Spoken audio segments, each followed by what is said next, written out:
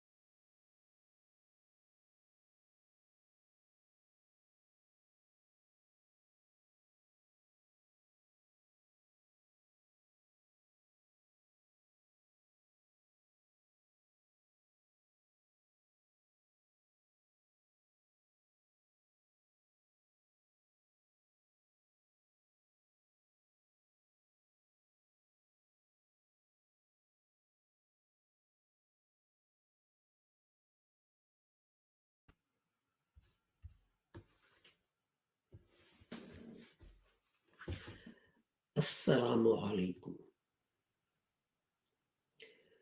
It is Tuesday, 13th of September 2022, and in our series Reflections on the Holy Quran, this is broadcast number 360. And we're discussing chapter 2, verse 104. And this is the 8th broadcast about this verse of the Holy Quran. These broadcasts are brought to you by LASA, Lahore MBA School of Education in Religion, which is a branch of the MBA Association for Propagation of Islam, which is also known as Lahore MBA Movement. The MBA movement was established by Hazrat Mirza Ghulam Ahmad Sahib, and he taught us that although other people say that after the Holy Prophet Muhammad, at least one more prophet will come, but the Holy Quran says that the Holy Prophet is Khatamun Nabiyyin. And the Holy Prophet explained its meaning by saying, La Nabi Abadi. There is no prophet after me. So now no prophet will come, not an old one, not a new one, no one. And Hazrat Sahib claimed that there had been, and the companions of the Holy Prophet asked the Holy Prophet, what will happen to Muslims if they go astray, if no prophet is to come? And the Holy Prophet said, God will send reformers, Mujaddideen.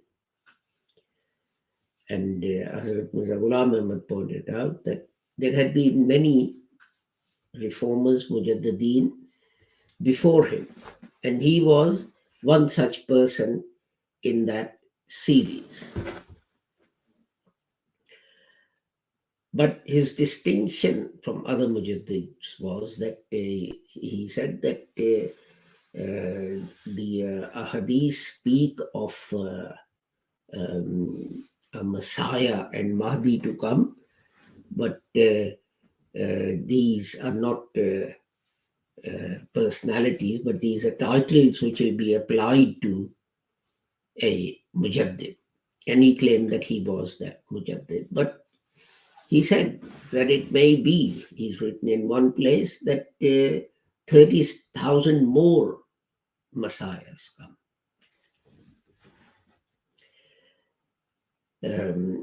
And upon this, people started calling him and Ahmadis Kafirs and so on. And Hazrat Mirza Ghulam Ahmad Sahib Rahmatullah taught that The Holy Prophet had said that if one reciter of the kalima calls another reciter of the kalima a kafir or heretic, then it is the person saying these words who's the heretic. So we must not engage in this practice. And Hazrat Mirza Ghulam Ahmad also taught that when we speak about sources of Islam, people say Hadith comes first. But he said the Holy Quran is the word of God written down as it was being revealed and checked by the Holy Prophet. Hadiths were written many, many years later, the earliest 100 years later, and not in the Holy Prophet's presence. He didn't have a chance to check whether he said these things or not. So Quran comes first. Then comes the Sunnah, the practice of the Holy Prophet seen by thousands of people. And then Hadith, after careful checking, then we can accept a Hadith. And Hazrat Mirza Ghulam Ahmad Rahmatullah Alayh also said that people say some prophetic revelation like Surah Walayat and Ayah Rajim have been left out of the Holy Quran. And others say that some verses of the Holy Quran are abrogated. He said this cannot be right because God has said that I'm going to safeguard the Holy Quran. So nothing could have been left out of it. And of course, he said that jihad is a duty of every Muslim, but jihad not as defined by others as take the sword and kill people if they don't agree to embrace Islam, but jihad as defined by the Holy Prophet, which is that returning from fighting, the Holy Prophet said that Muslims were returning from the minor jihad to the major jihad. And the major jihad was, he said, jihad bin nafs. And that is the jihad against your own self. So, with that, let us turn to the Holy Quran and the words that we're going to discuss today. أعوذ بالله من الشيطان الرجيم بسم الله الرحمن الرحيم يا أيها الذين آمنوا لا تقولوا راعنا وقولوا انظرنا واسمعوا وللكافرين عذاب أليم. O you who believe, say not Ra'ina and say Unzurna and listen. And for the disbelievers, there is a painful chastisement. So let us see how the second last word of this verse, azabun, generally translated as punishment or chastisement, is used in the Holy Quran.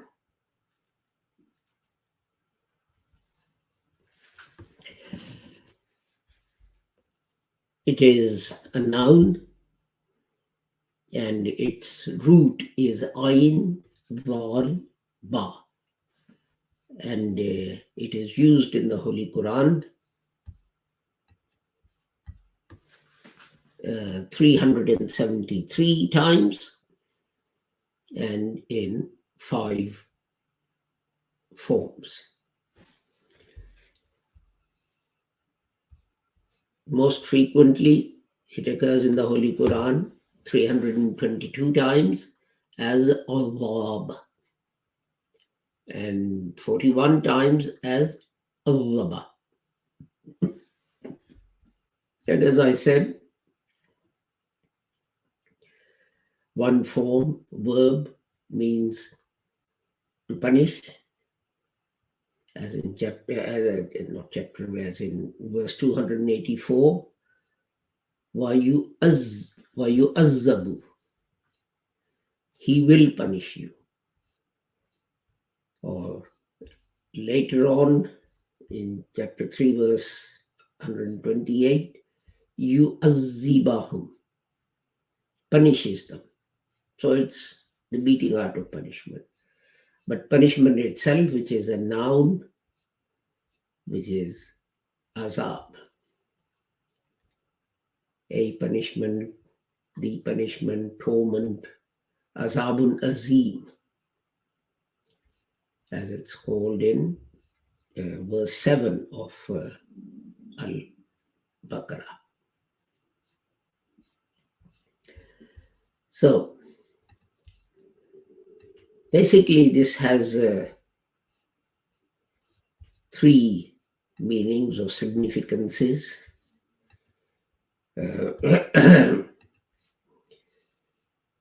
As its basic meaning.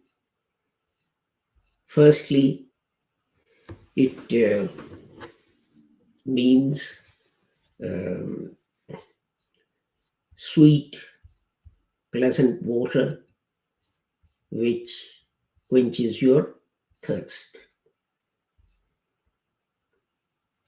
As it says, as the Holy Quran says in chapter 25, verse 53, Haza Azbun Furat. The water is sweet and pleasant. So that is one meaning.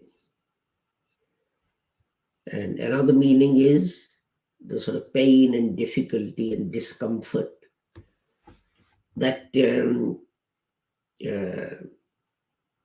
disturbs your life. And the third meaning is, well, let me go to a verse of the Holy Quran.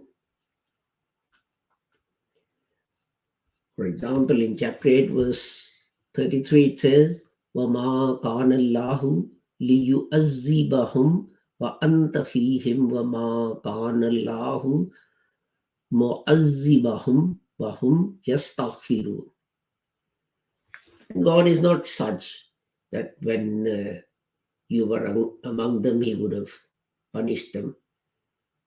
And he's also not such that if they repent, then he would still punish them. Or chapter 8, verse 34, وَمَا لَهُمْ أَلَّا يُعَذِّبَهُمُ اللَّهُ.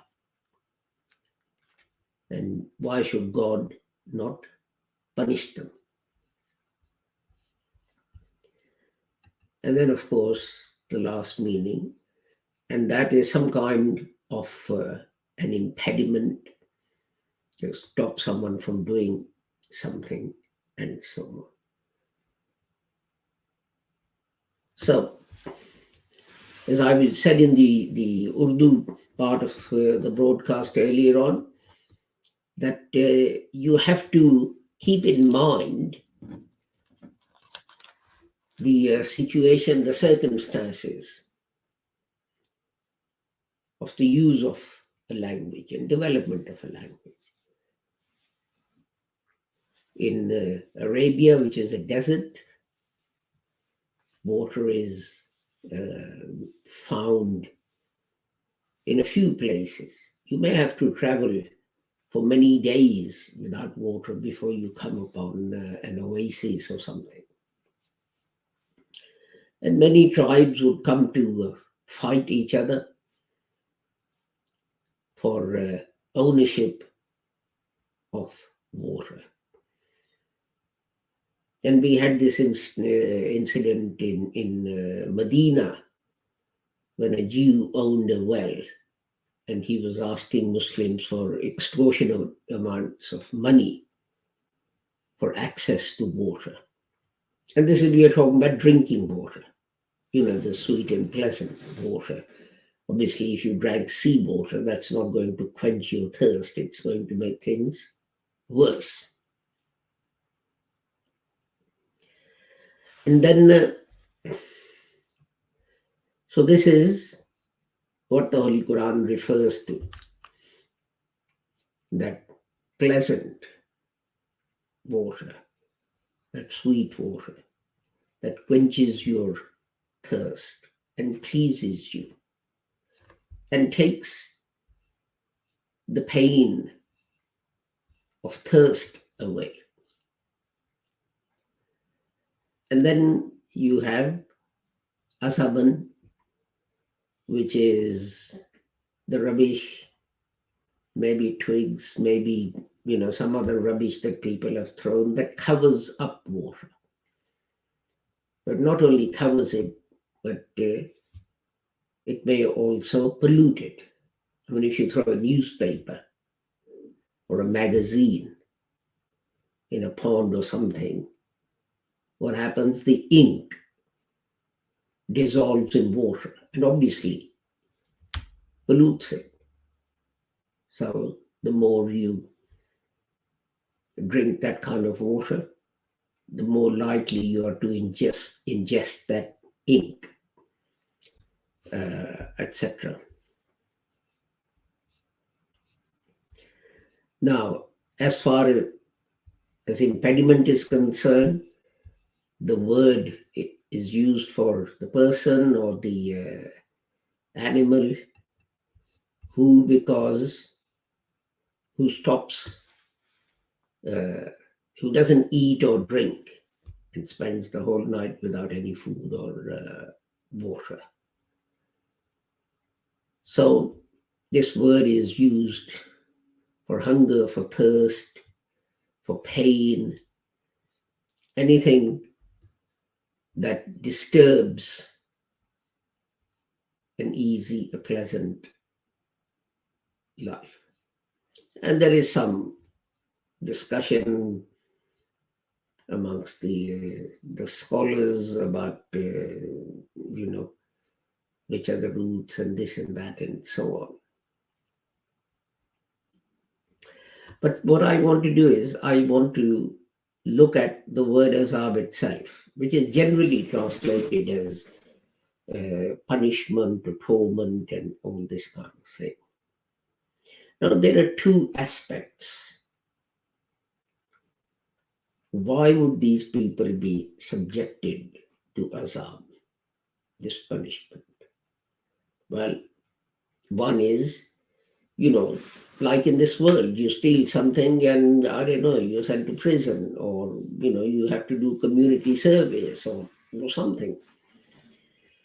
Or you don't listen to the teacher, he's trying to teach and you're talking in class and the teacher gives you detention. So you have to stay after school for half an hour or whatever, as a kind of punishment. You're stopped from going out, leaving the school, which is another meaning of the word. But then let's look at it another way. Yes, it is punishment, but let's look at it another way. And that is, you go into hospital, your foot has become infected, and the doctor says, well, I'm very sorry, it's gangrene, and it's spread up your leg, and we have to cut your leg off to save your life. If you don't, you'll die. And so the question you have to ask yourself is this: when the surgeon subjects that person to the horrible pain of cutting his leg off, is he punishing him or is he curing him? Even in this life, when people are sent to prison, it is hoped that they will reform, they will get better. When you go to prison, you're given the chance to learn many things. You are given a chance to get certificates, to learn practical skills, even to get a degree. Why? So that when you come out, you have some qualifications. You may have committed that crime, whatever it was, because you had no life skills. You couldn't get a job. But now that you have those life skills, you may not return to the life of crime, but do something useful.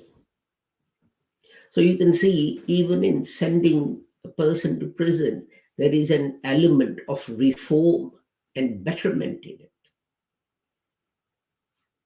You can take another example.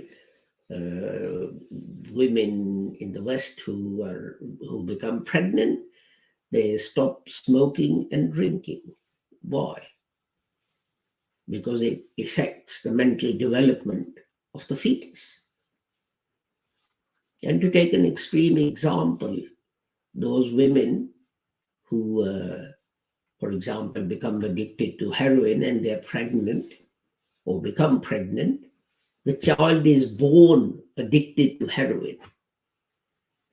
And it's extremely painful for the child to be weaned off, because that was how it was in the mother's womb. The food and everything it was getting was infected by this drug. So you can see that the process of curing someone. I mean, there's another example, a simpler one, which is that people who smoke and try and give up smoking, the stress that they go through. Nicotine patches are invented so that they can put them on their arms and so on, and all this kind of thing. Why? Because they're feeling the torture, the pain of giving up smoking. But you can see that it's not, in my view, it's not just punishment. Azab is not just punishment, it's treatment. And what God is saying is that just like the fetus in the womb is affected by what the mother does and eats and so on. The instructions about don't lift a heavy weight, don't do this, don't do that, and all that kind of thing. In the same way, you have instructions that just like the fetus in the womb, your soul is inside you. Your body is the womb for your soul. And it will be affected by your actions. Just like the fetus was impacted by the actions of the mother smoking or drinking or whatever. And then when that soul is born, which we call death, it will have to go through a curative process. And this is, I think, one thing that people always forget and don't stress enough, that there is an element of cure. And it's already thought of as a punishment. You did this thing bad and I'm going to punish you. But you have to remember, what's the point of punishing someone? What's the point? Someone shoplifts and you put him in prison. So what have you done? You put him in the company of all those people who are criminals. And he's going to exchange notes with those other criminals and perhaps come out a better criminal. Oh, yeah, I did that wrong. Next time I won't do it. I won't get caught. But the point is that you're supposed to provide facilities so that these people develop such that they don't have to break the law again. And it's exactly the same in the hereafter, I think. This is my opinion. So that, yes, there is pain, but that is pain of the treatment. And you can say it's punishment, yes, just like the smoker who becomes depressed and angry and irritable and everything else when he tries to give up smoking. It's exactly the same thing. He's feeling that pain. So we've gone over the time a bit. I take my leave of you with a request that I have been making for the last few days. Please pray for Pakistan and people of Pakistan because of the very difficult times that they're going through. And if you can, help them in whatever way that you can. And I pray that whoever you are and wherever you may be, may Allah keep you safe and sound and free from harm. Assalamu alaikum, Khuda Hafiz, and goodbye.